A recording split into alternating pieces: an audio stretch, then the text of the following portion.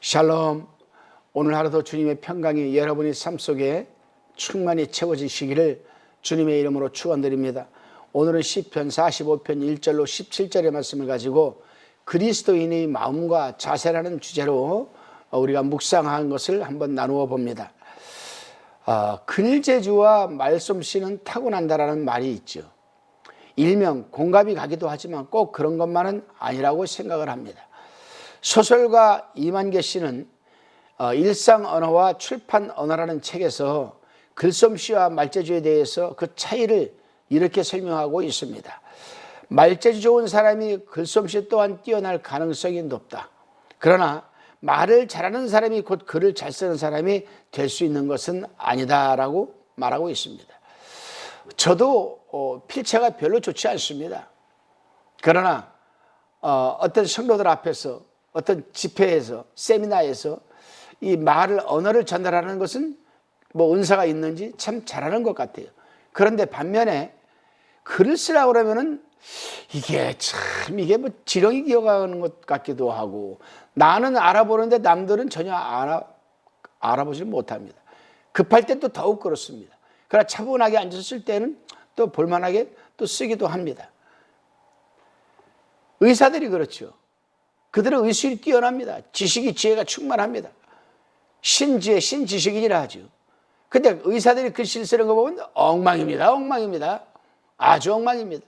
그래서 저는 결론을 그렇게 내렸습니다. 일상의 삶이 바쁘고 시간에 쫓기는 사람들은 필체가 다 저렇구나. 엉망이구나. 그러나 일상이 느긋하고 시간적 여유를 갖는 사람들은 글을 또박또박 잘 쓰는 것 같아요. 그래서 저도 뭐 글을 좀 쓰려고 하면은 제가 몇 년 전에 미국에 계시는 그 한 목사님 부부에게 제가 편지를 한 통 써서 PC로 쳐가지고 그냥 출력을 해서 보내면 간단하겠지만은 그건 정성이 안 들은 것 같아서 제가 그냥 정성을 들여서 한번 써서 보내기로 했습니다. 제 은사이기도 한 목사님이신데, 그런데 내가 편지를 쓰면서 A4 용지를 4장이나 그냥 다시 쓰고 버려버렸어요. 마음에 안 드는 겁니다, 그 시가. 그래서 커피 한 잔을 마시면서 느긋하게 시간을 갖고 마음을 편안하게 해가지고 또박또박 쓰니까 이게 또 그대로 되는 겁니다. 저는 개인적으로 그렇습니다. 개인적으로 좀 느긋한 마음을 가지고 글씨를 쓰면 글씨도 잘 쓸 수 있다.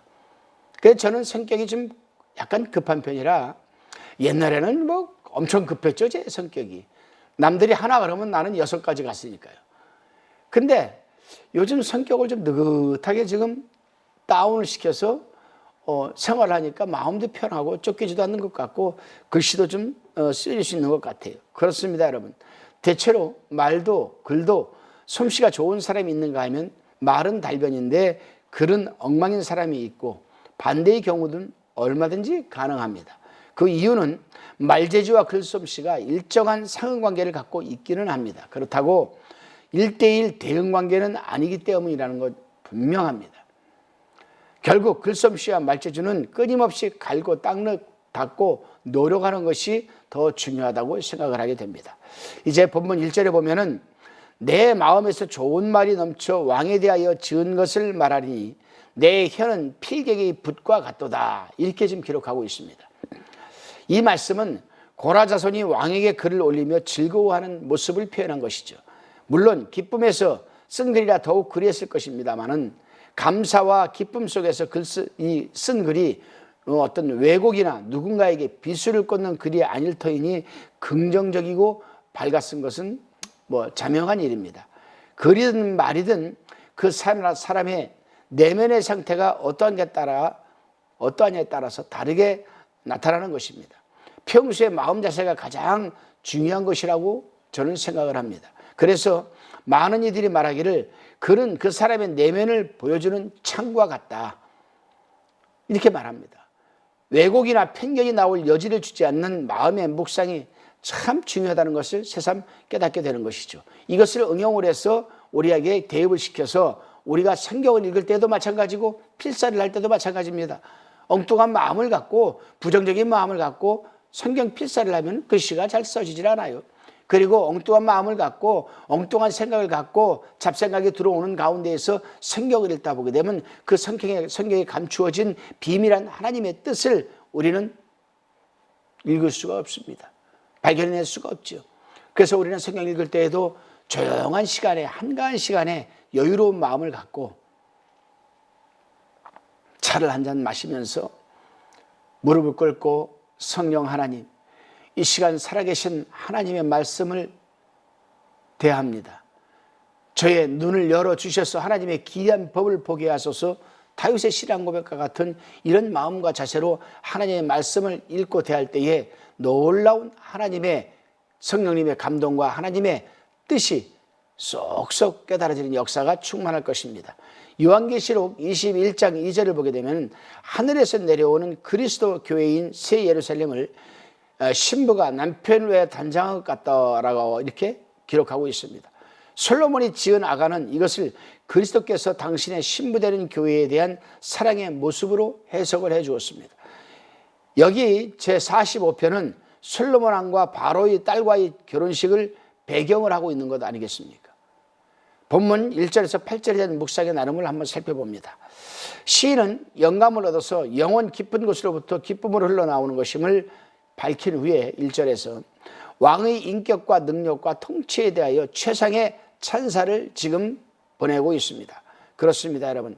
우리 하나님의 사람들도 마찬가지 아니겠습니까? 누구에게 글을 보내든 어떤 상대와 대화를 하든 순간적이고 충동적이고 감정적으로 대할 것이 아니라 상대의 인격을 먼저 생각하고 성령의 감동에 순응하는 글이나 대화를 해야 되지 않나 생각을 하게 됩니다. 다시금 본문 9절로 15절에 대한 묵상의 나눔입니다. 시인은 신부의 모습을 아름답게 묘사하면서 신부가 왕 앞으로 인도되기에 앞서서 그녀에게 네 가지를 훈계하고 있습니다. 여기서 우리는 네 가지 훈계를 살펴보기 전에 먼저 왕과 신부의 관계에 대해서 먼저 살펴보고자 합니다. 성경에서는 하나님을 믿는 사람들을 종종 신부로 묘사하고 있습니다. 계시록 21장 9절을 보면 이해가 될 것입니다. 이것은 예수 그리스도와 성도와의 관계를 보여주는 것이죠. 특히 시인은 신랑을 맞이할 신부에게 네 가지를 지금 권고하고 있습니다. 첫째가 뭐냐? 내 백성과 아비 집을 잊어버리라고 합니다. 너희 백성과 너희 아버지 집을 잊어버려라. 이게 육신적으로 세상적으로 우리가 생각한다면 결국에는 내 형제들과 내 부모와 아버지를 잊어버리라는 겁니다. 엄청난 것이죠. 이것이 오해되면 안 됩니다. 오늘 본문에서 결혼한 왕후가 자기가 떠나온 것을 연연해야 하지 않고 남편인 왕을 온전히 사랑해야 하는 것처럼 그리스도의 신부인 성도는 세상적이고 육신적인 옛 생활과 습관을 잊어버릴 것을 지금 말하고 있는 겁니다. 우리에게도 대입시키면 그렇죠. 창세기에서 12장 1절을 보십시오. 하나님께서 아브라함에게 뭐라고 말합니까? 너는 너희 본토 친척 아비집을 떠나 내가 내게 지시할 땅으로 가라. 2절에 내가 내게 복을 주어 내 이름을 창대케 하리니 너는 복의 근원이 될지라. 우리가 복의 근원이 되고 우리가 축복을 받으려면은 정말 진짜 리얼하게 부모 버리고 형제 버리고 집을 떠나서 신앙생활 하는 것, 그거는 너무 폐쇄적이죠. 그리고 그거는 어떤 신비주의, 이단, 사이비들이나 하는 짓입니다. 너는 너희 본토 친척 아버지집을 떠나 내가 내게 지시하는 땅으로 가라. 창세기 12장 2절에서 이렇게 1절에서 말하고 있는 것은 다른 거 아닙니다. 너는 70년 동안 바빌론에서 우상을 만들며 살아왔다. 그리고 지금 네가 처해 있는 이곳에도 이방인들이 드글드글하다. 우상이 드글드글하다. 그러니 너는 네가 떠나온 너희 본토 아비집을 떠나라. 우상을 섬겼던 집을 떠나라. 이거 아니겠습니까? 그러면 이 말씀을 우리 신앙생활에 대입을 해보게 되면 어떤 말씀이 되냐면은 이제 너는 네가 아니다. 나는 하나님께서 나 하나뿐인 독생자를 십자가에 내어주고 그 피값으로 너를 산 것이 아니냐. 그러니 너는 이제 더 이상 세상적이고 육신적인 옛 생활과 습관을 벗어버리고 거기 젖지 말고 잊어버리고 하나님 중심으로 살아가라는 것. 그 이상 그 이하도 아닙니다.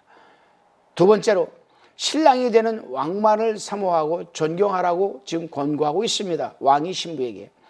그렇습니다. 성도는 두 마음, 즉 세상과 주님, 즉 두 마음을 품지 말고 마음과 뜻과 힘과 정성을 다해서 하나님만을 사랑해야 됩니다. 누가복음 10장 27절에 기록되어 있습니다. 세 번째로 왕후에게 왕을 주로 알고 그분의 뜻에 온전히 순종하라고 합니다. 그렇습니다, 여러분. 하나님의 백성은 하나님의 뜻을 쫓아 살아야 되고 그 뜻에 순종해야 하는 것은 기독교 신앙생활의 기본적인 자세가 아니겠습니까? 네 번째가 뭐냐면은 왕을 경배하라고 얘기를 합니다. 경배해라. 하나님의 사람들이 하나님을 경배하는 것은 당연한 것 아니겠습니까? 여기서 경배라는 의미를 영어로는 worship이라고 합니다. worship, worship. 여기서 worship은 복합 단어예요. 복합 단어. 워와 ship이 합쳐진 단어이죠. 그래서 복합 단어인데 워는 비교급이 최상급입니다. 그리고 ship은 친교를 의미하는 것으로서 최고의 친교. 즉 너는 하나님을 경배하되 하나님과 최고의 것으로 친교를 하라는 거죠. 그러면 하나님께서 우리에게 바라는, 우리가 하나님께 드릴 수 있는 최고의 것이 무엇이 있습니까? 금? 다이아몬드? 아니에요. 그 이 세상에 하나님을 최고로 경배하며 하나님과 교제할 수 있는 것은 딱 한 가지입니다. 뭡니까? 우리의 마음과 자세입니다. 그래서 너는 온 마음과 정성을 다하여 주 너의 하나님을 섬기라고 말하는 것 아니겠습니까? 그렇습니다, 여러분. 성도는 항상 최고의 마음 그리고 최고의 하나님을 섬겨야 합니다. 예배 때나 찬양할 때나 기도할 때도 그저 형식적으로 기계적으로 습관적으로 상투적으로 드릴 것이 아니라 또 무의식적으로 아무 생각도 없이 멍 때리면서 찬양 드리는 사람이 있어요. 멍 때리면서 예배 드리는 사람이 있습니다. 멍 해가지고. 그걸 우리가 멍예배라고 합니다. 남들은 막 온 마음을 다해서 찬양을 하는데 이 사람은 그냥 아무 생각 없이 그냥 손만 왔다, 이걸 멍찬양이라고 합니다. 다른 사람 기도할 때 그냥 성령에게 붙들려서 그냥 방언으로 그냥 하늘에 기도가 올라가는, 쭉쭉쭉 올라가는 걸 느껴가면서 기름 부음을 그냥 느끼면서 그냥 기도하는데 어떤 사람은 아무 생각 없이 눈만 감고 두 손만 모으고 기도한다고 앉아있어요. 이런 사람들을 우리가 멍 때리는 기도라고 합니다. 멍기도, 멍예배, 멍찬양, 멍기도. 절대로 하나님과의 관계에서 무익한 것들이죠. 그래서 사도 바울은 로마에 있는 성도들에게 이렇게 권고합니다. 그러므로 형제들아, 내가 하나님의 모든 자비하심으로 너희를 권하노니 너희 몸을 하나님이 기뻐하시는 거룩한 산제사로 드리라. 이는 너희들의 영적 예배니라. 우리가 예배 드릴 때에는 찬양할 때, 기도 드릴 때에, 말씀 드릴 때에 아멘도 영적으로 그냥 산 아멘, 아멘. 내 마음과 그냥 정성이 들어가는 아멘. 목사님의 말씀이 그냥 머리에 쏙쏙 들어오고 마음에 착착 이 신비에 새겨지는 아멘으로 화답을 해야 됩니다. 찬양할 때도 내가 그 찬양 가사에 붙들려서 성령의 기름 부음이 임하는 산 찬양, 산 기도, 이것이 바로 영적 예배라고 사도 바울은 로마 교인들에게 권고하고 있습니다. 로마서 12장 1절에 보면 나와 있습니다.